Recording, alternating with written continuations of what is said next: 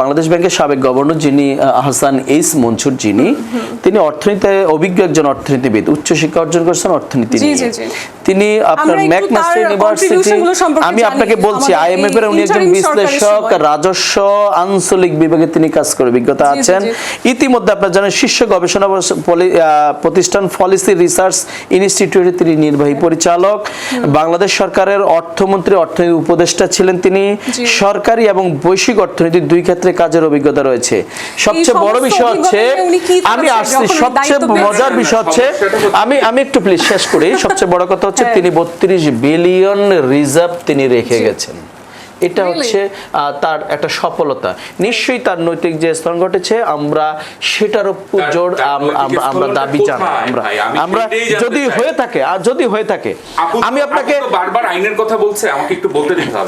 আমি বলতেছি, আমি আপনাকে একটা প্রশ্ন করে আপনার কাছে এই বিষয়টা দিয়ে আপনাকে দিয়ে শেষ করব। 2013 সাল থেকে 2020 সালে আপনার পর্যন্ত ইংল্যান্ডের একজন গভর্নর ছিলেন, যিনি হচ্ছেন মার্ক কার্মি। উনি ছিলেন কানাডার নাগরিক। কোথাকার ছিলেন? ইংল্যান্ডের। তিনি ছিলেন কেন্দ্রীয় ব্যাংকের আপনার দায়িত্বে ছিলেন, তিনি কানাডার নাগরিক। দেখেন, তিনি বিশ্ব মন্দা থেকে কানাডাকে সফল করেছেন বলে তাকে ভাড়া করে এনে ইংল্যান্ডের আপনার গভর্নর বানিয়েছে। বাংলাদেশে যদি উপযুক্ত কেউ না থাকে, প্রয়োজনে আমরা হায়ার করে আনবো, কোটি টাকা তাকে স্যালারি দিব। এটা কি করা যায় কিনা? আমরা কেন? আমার প্রশ্ন অন্য জায়গায়। যিনি এই গভর্নরের আগে যিনি গভর্নর ছিলেন, মেঘনা আপু, তাকে বলেছেন তিনি অদক্ষ এবং এবং এবং আর কি বলছেন আপু?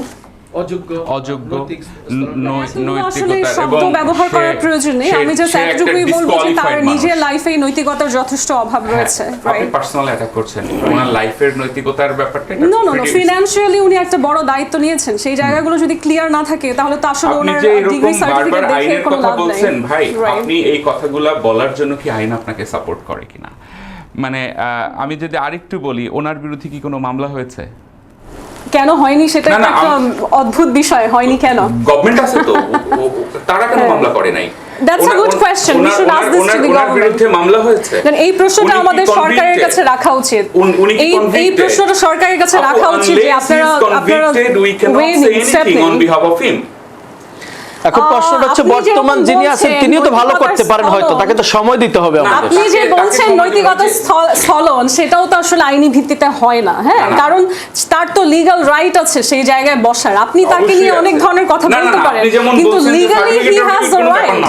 Of course, আমি যাকে খুশি তাকে এনে ধরিয়ে, মানে যাকে খুশি না, প্রাসঙ্গিক, আমাদের অর্থনীতির সাথেই প্রাসঙ্গিক। কি অর্থনীতি? আমাদের দেশ চলেই হচ্ছে গার্মেন্টস শিল্প দিয়ে, এবং গার্মেন্টস শিল্প এটা আমাদের ওনার কোম্পানিটা বাংলাদেশের কত নম্বর company?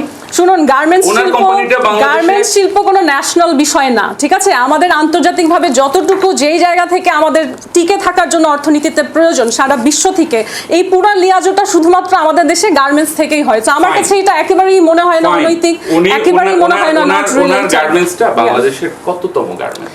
This is none of my business. না, then if you defend somebody, then you should know everything. No, I am comparing the two. এবং আপনি তাদেরকে কোয়ালিফিকেশন বেসিসে না, আপনি নৈতিকতা শব্দটা বলে আপনি ডিফারেন্সিয়েট করেছেন।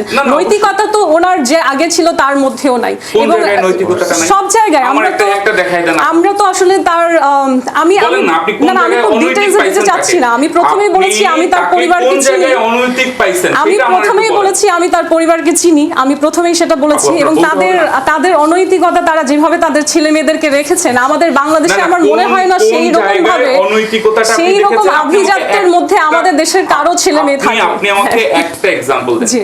তাদের লাইফই হচ্ছে আলট্রা ল্যাভিশ, এক্স্যাক্টলি। এবং তার উপার্জন কোনো কিছুর সাথে আলট্রা ল্যাভিশের কোনো সম্পর্ক নেই। এবং আমার লাইফ একেবারে আলট্রা ল্যাভিশ না, আমার লাইফ একেবারে আলট্রা ল্যাভিশ না। আপনি বলেন, আপনি তো অনেক কিছু জানেন, আপনি বলেন।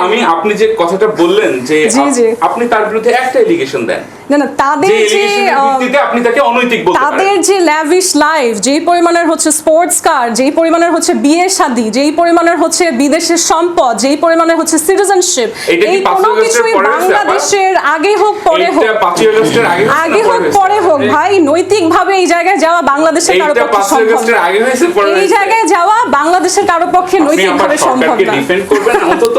না আমি আমার ভালো সরকারকে defend ডিফেন্ড করেন করছি না, আবার। আমি আমার নৈতিক জায়গা থেকে যাকে ডিফেন্ড করার, যাকে সাপোর্ট করার করছি। আমি তো বললাম যে ওনার একটা অনৈতিক জিনিস না আমরা মনে হয় পরের প্রশ্নে পড়ে যাই, আমি অনেক ভালোভাবে এক্সপ্লেইন করেছি, এর চেয়ে বেশি মনে হয় explain করার জি দরকার ধন্যবাদ হয় না।